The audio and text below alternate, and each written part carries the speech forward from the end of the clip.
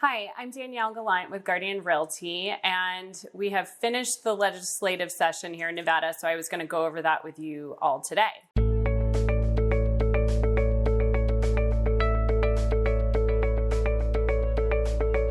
So about 10 days to the end of the legislative session, we thought we were actually going to come out of this pretty good. AB141 we knew was going to pass, which was going to seal all the evictions during the state of emergency.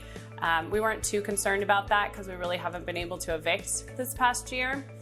And then AB308, which was going to require that late fees could be charged after the 3rd and no sooner. Considering the fact that I charged late fees on the 5th, it wasn't really a big deal. I know for some other property managers that did it sooner, it was not something that they loved, but it wasn't like the worst of the worst. And you know, NVR and NARPM in conjunction had successfully killed AB141, which was going to be a really bad bill. And so 10 days to go in the session, and we thought, all right, I think we've done pretty good. Like, we're in the home stretch, we'll be okay. And then AB486 dropped.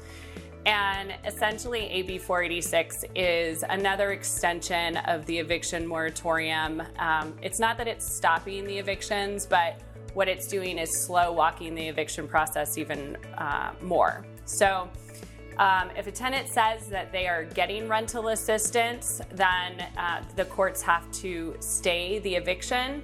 Doesn't really stipulate how long they have to stay the eviction, which is really frustrating for the judges, because I spoke to one of the judges here in town yesterday, and pretty much when I asked him about it, he said, I don't know. And that's a little concerning when the judges who are going to be presiding over these cases don't really have a lot of guidance and clarity. The other thing this bill does, which is just beyond unnatural to how our judicial system works, is that if a landlord does get an eviction, which means the judge grants the eviction, and later the tenant finds out that maybe the owner received rental assistance, and at that point maybe the owner didn't know, nor the tenant knew that rental assistance was coming, because the CHAPS process and their communication is challenged at best, that the tenant could then sue the landlord for a wrongful eviction. So now what has happened is that the landlords, private citizens, are now could be civilly liable and responsible for a judge's ruling. So, but it doesn't really outline in the bill how a tenant will pursue such a case. Is it civilly? Is it criminally? Like, nobody knows. Nobody knows the mode that will happen. So there's a lot of unanswered questions. We're hoping that the Supreme Court is going to go ahead and issue an opinion and some guidance on that. We're still waiting. What I can tell you, this is my plan. I've filed evictions this week.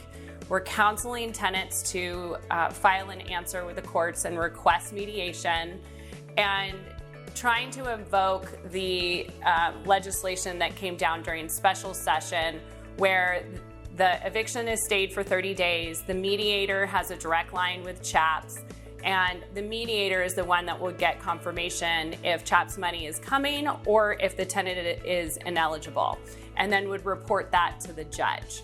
So I'm hoping that this process, having a third party, impartial third party, report the process with, the application process and the CHAPS, will help sort of circumvent some issues down the road. So that's my legislative update. And if you have any questions, feel free to contact me. My name's Danielle Gallant, and I'm with Guardian Realty. Have a great day.